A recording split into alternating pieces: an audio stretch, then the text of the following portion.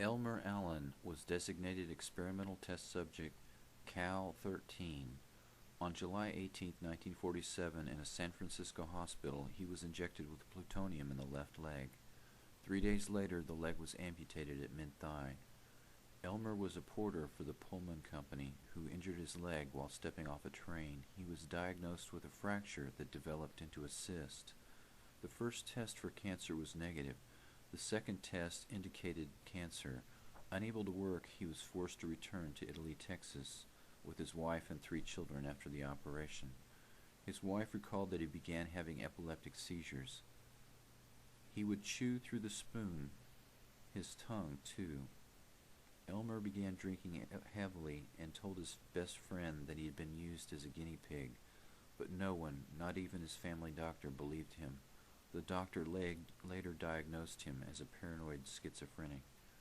During an effort to collect the bodies of the people injected with plutonium, it was discovered to their amazement that 4 of these people were still alive.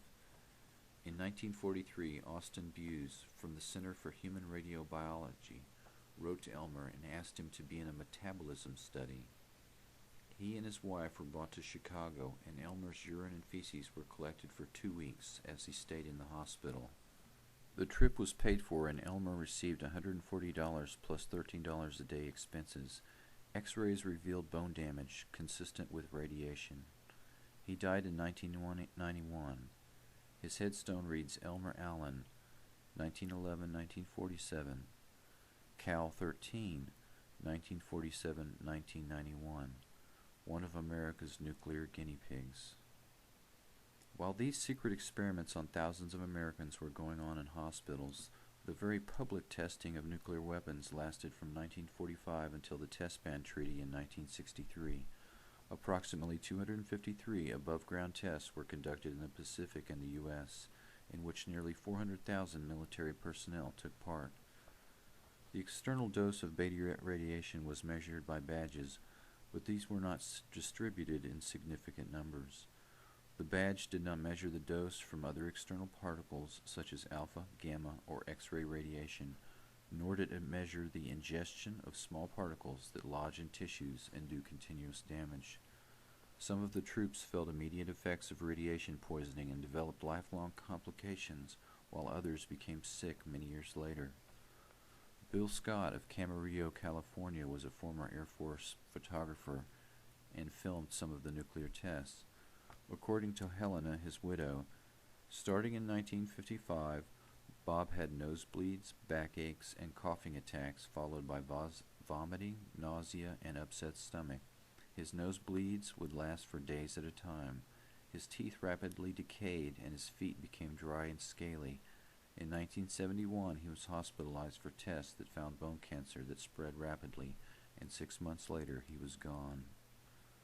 The Atomic Veterans newsletter published the following statement: "We are the victims of radiation experiments too.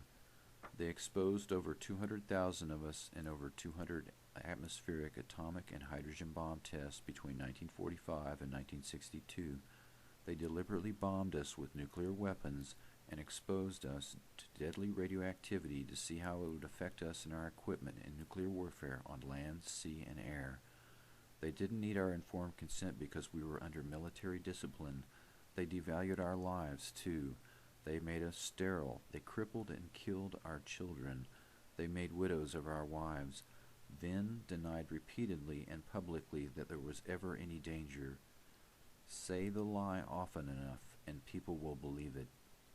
The third group of experimental human subjects are the downwinders. This term refers to all the people exposed to radiation as a result of atmospheric testing.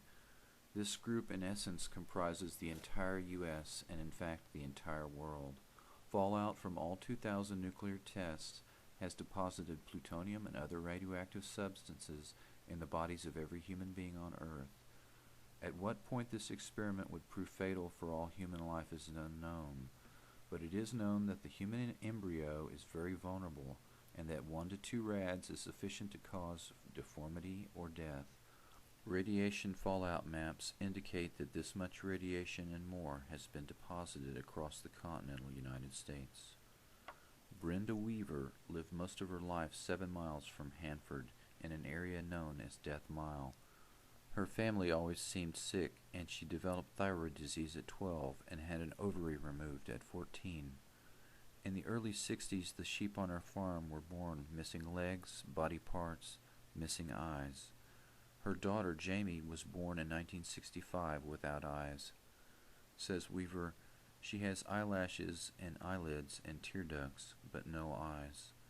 It makes life difficult. It's hard to be blind. One study documents an unexplained increase in child mortality in the U.S. that began shortly after testing began and decreased when atmospheric testing ended.